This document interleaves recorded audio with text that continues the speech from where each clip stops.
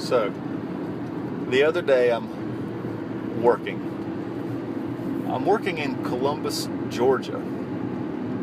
I pull into a convenience store parking lot, and it's a really hot day.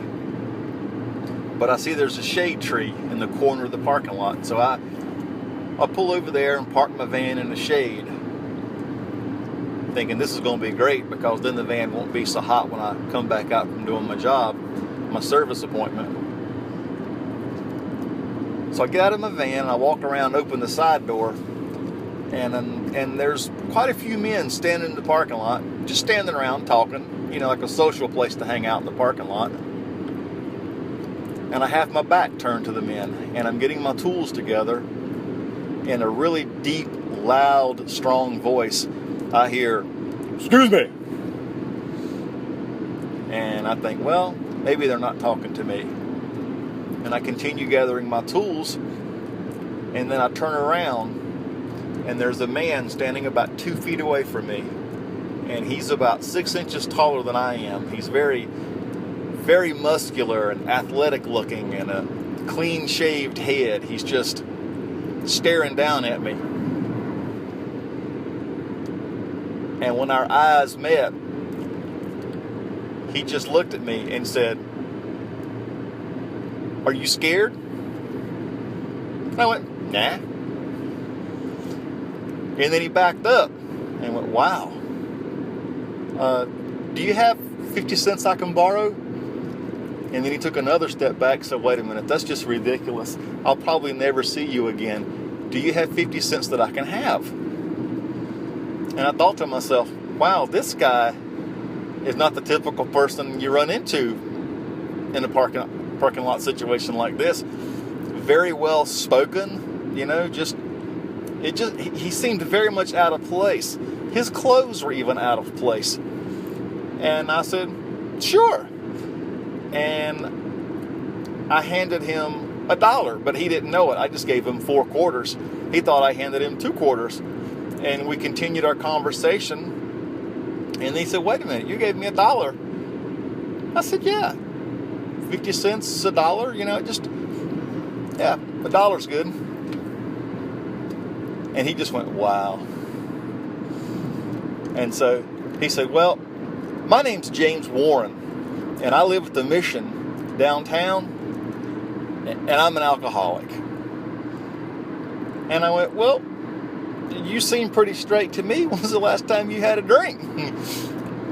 And I was thinking to myself, he hasn't had a drink in a long time, that he's just used to calling himself an alcoholic even though he is one no longer, or he has a weakness for alcohol.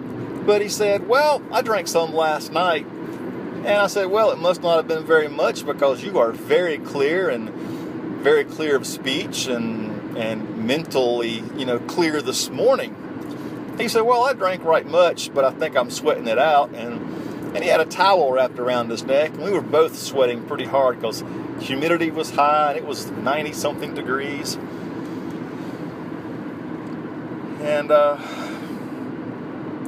we just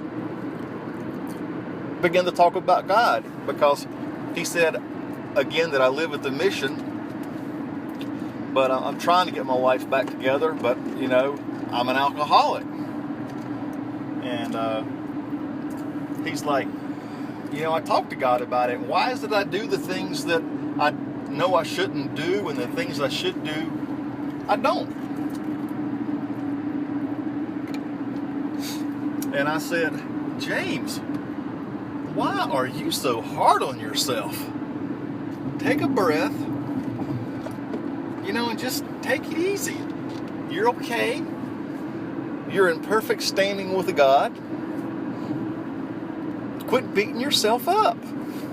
And he just looked at me with the total look of shock on his face. He was like, "Who are you?" He was just dumbfounded. And I said, "Look, in God's opinion, you're okay." I said, "He loves you completely. He looks at you and sees nothing but complete righteousness. You're holy. You're his son. You're all right." And then he just began to asked questions about me, what I did. And I said, well, I repair vending machines, but in my spare time, I like to travel and talk about how awesome God is and everything that He's done. I like going to other countries.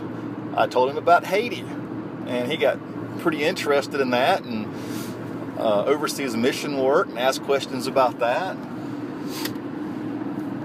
And then he had other questions about the New Testament teachings, about the kingdom message and about grace.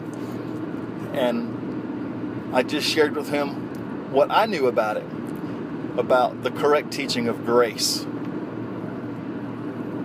And he just looked deep into my eyes and he says, my father has lied to me. I'm like, well, wait a minute. It's probably because he was just telling you what he was told. He probably just didn't know. He goes, no. You don't understand. My father told me never to trust a white man with blue eyes.